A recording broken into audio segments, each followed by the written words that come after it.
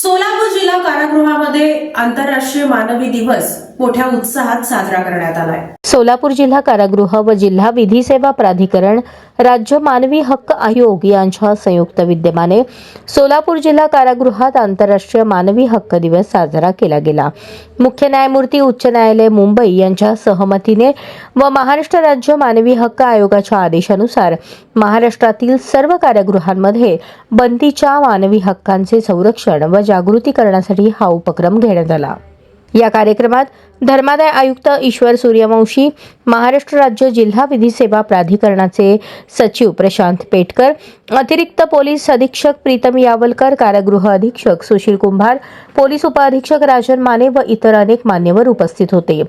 Upper police महासंचालक व महानिरीक्षक कारागृह व सुधार सेवा महाराष्ट्र राज्य पुणे सुहास वारके यांच्या मार्गदर्शनाखाली विशेष कारागृह महानिरीक्षक योगेश देसाई आणि उपमहानिरीक्षक सुनील ढमाळे यांच्या प्रेरणेतून हा कार्यक्रम आयोजित करण्यात आला।